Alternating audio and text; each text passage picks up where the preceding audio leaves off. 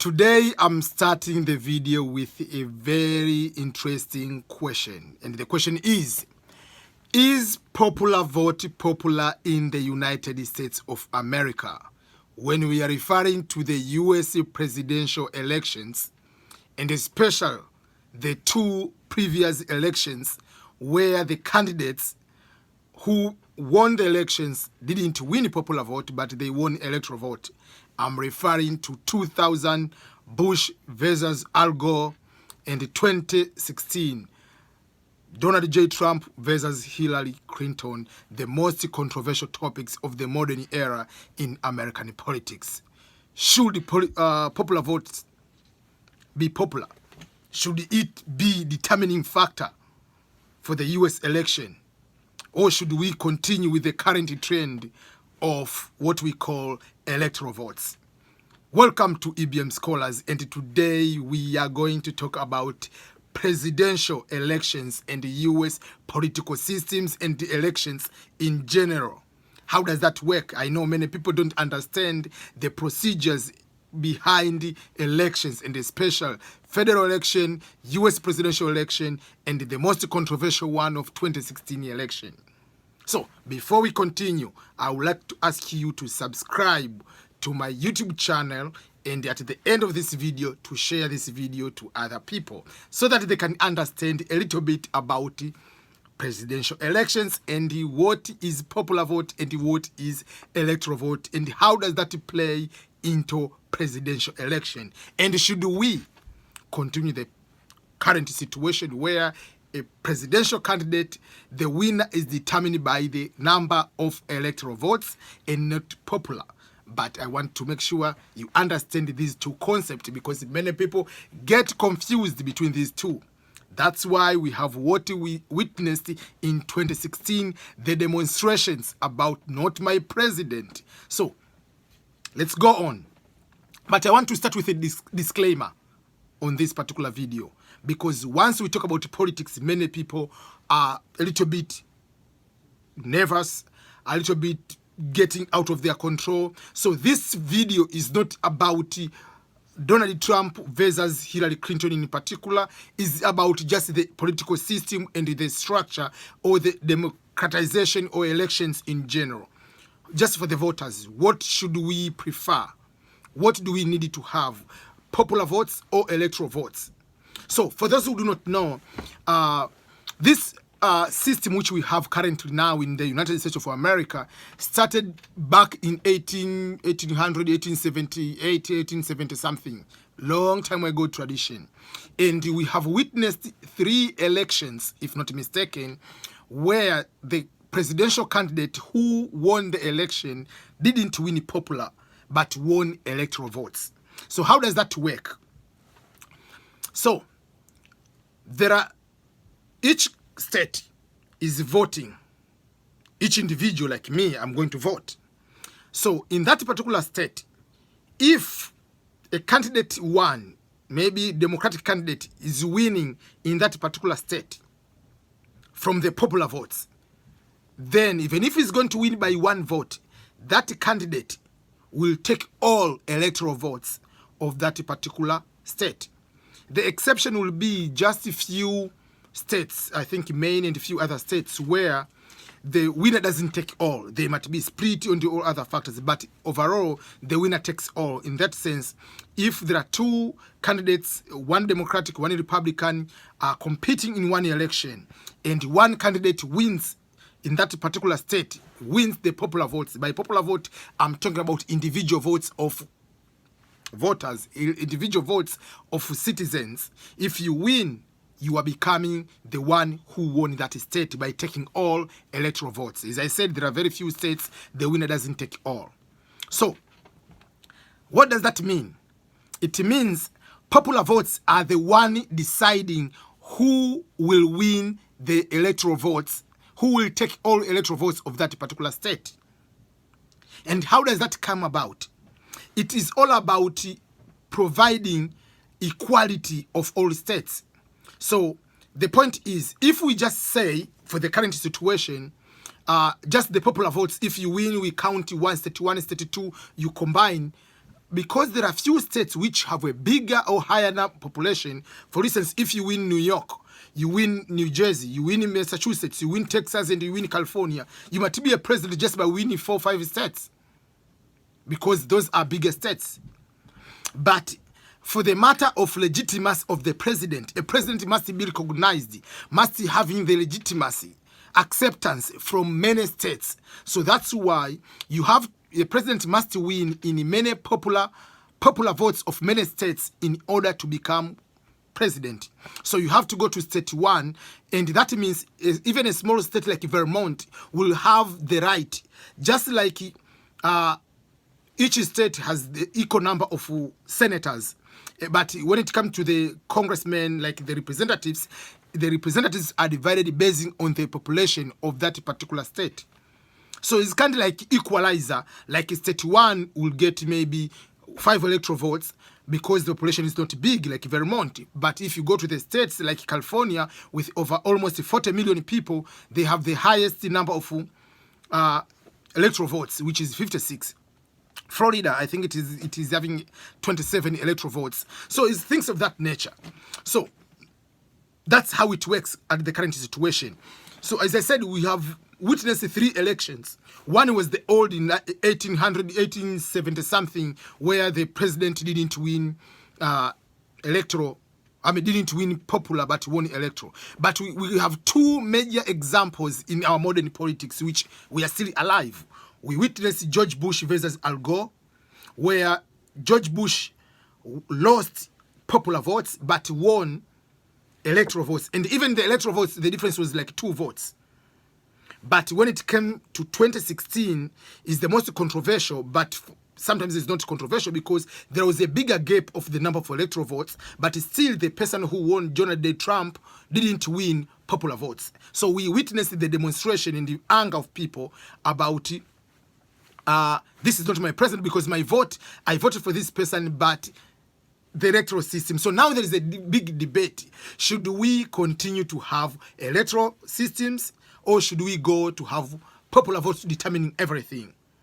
So I understand at the beginning the rationale, it was to make sure that popular, like we have equalizer of all states.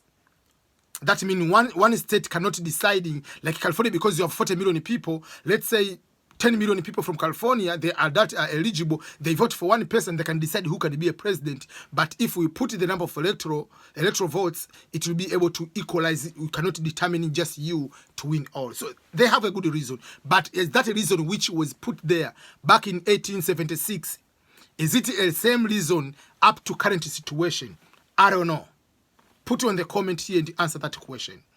But if you go to another part is, so if the electoral votes is there to determine the president, and now we know for sure we have what we call red state, we have what we call blue state, and then we have a battleground, and they decided whatever, but we have these major 2, blue versus red, and we have battleground, the one you can compete. So we know for sure, for instance, in California, it is a typical deep blue state. That means even if I'm the one running as a president, as long as I'm Democrat, I'm going to win, because that is a typical blue state.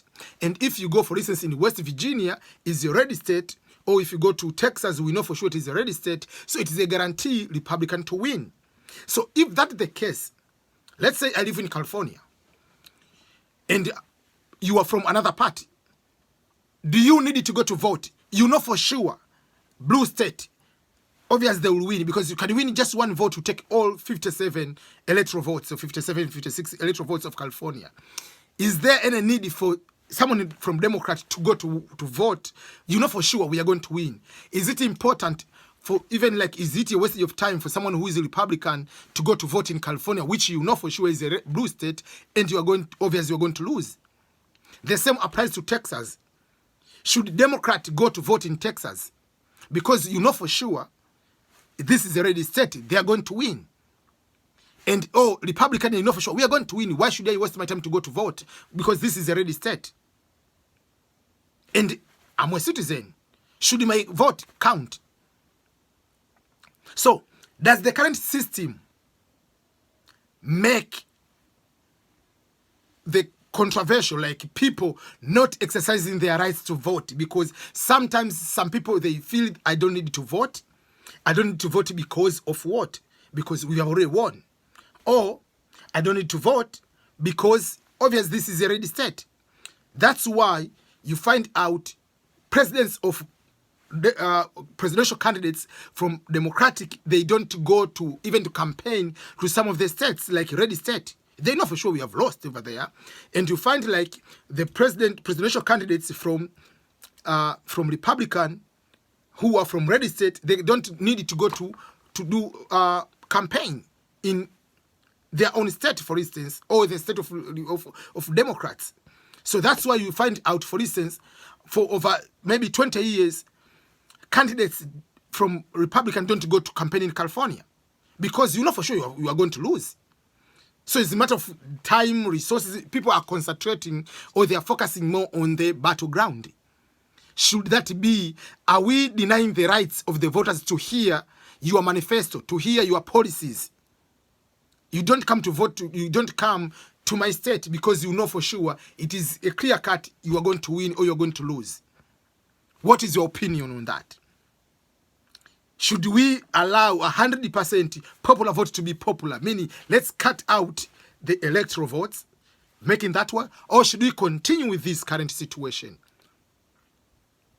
And if we continue with this situation, are citizens going to be dissatisfied and to continue to see that their votes do not matter to the extent that they can demonstrate to say, this is not my president?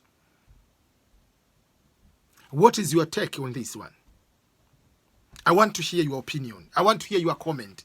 But as I said, this is not about who is in power, who lost because of what. It's just overall thinking, even the ongoing debate about the popular votes versus electoral votes. Which one should we keep? Which one should we continue to have? Should we change or should we keep this situation? So that's the question. Is popular vote popular in the United States of America when it comes to the US presidential election? What's your opinion? Please, let's have this kind of discussion below here. Let's hear your opinion. Let's take a vote. Let's vote on this one. Which one do you prefer if you are the one taking this vote? Do you want your vote to be counted towards to determine who has won? Because each one has advantages and disadvantages. As I said, we can go for 100% popular and someone just go to those highly populated states. People don't want to go to the smaller states like Vermont because I know if I go to New York, I'll get more votes. If I go to California, I'll get more votes. And I don't need to go to the smaller state like Wyoming. So we deny the rights of others too. But with this one again, we deny the rights of others because I don't need to waste my time to go to a state where I know I've lost already. I will focus on the battleground. So either way, there is advantages and disadvantages. There is the concept of legitimacy to win more states in order to win popular of many states. If we combine, even if you are winning for one vote, we've combined, that means you have been accepted by many states. With the popular votes, give that opportunity for candidates to win more votes from many states, or will be concentrated on the fewer states, just you win fewer and you just game over. The choice is yours. It's you who can decide that. It's you who can understand the two and see what's your preference so that you can avoid any controversial when it comes to the election. Because if we have the same rules and regulations and the understanding of how do we take the candidate to be the winner, that means it's just like when people are watching soccer or people playing soccer. We know for sure the game is not determined, the World Cup final is not determined by the ball possession. It's not going to be determined by how many miles or kilometers you have covered running back and forth, how much percentage of correct pass, accurate pass. It's just number of goals. So should we just focus just like, okay, if you win electoral, it doesn't matter about popular. Just like that. So people don't care about going to all states. It's just I'm focusing on the winning. And that's why it comes to or the rules are not clear to majority of the voters. They think that when I vote, I directly vote for the president, but technically you're not voting directly to bring a president, you are voting to get electors so that they can vote for get electoral votes in your particular state. Very interesting topic. Very controversial sometimes, and many people don't understand the two. Yeah, so I want to hear from you on this one. I will keep down here answering all the comments. And again, let's not fight one another. This is just a political science 101 about American politics, about American electoral system, presidential versus electoral. It's not about who is now president. No. It happened 2000 Al Gore versus Bush. Very controversial, going to the court and every crazy thing you can ever imagine. So, what if it happens again in 2020? What should be the answer on that? So, thank you everyone. But before I go, please remember to click here and subscribe here. Watch my videos here. Watch these suggested videos and share these videos in the channel to someone else so that you can be able to get this kind of education. So thank you everyone and goodbye.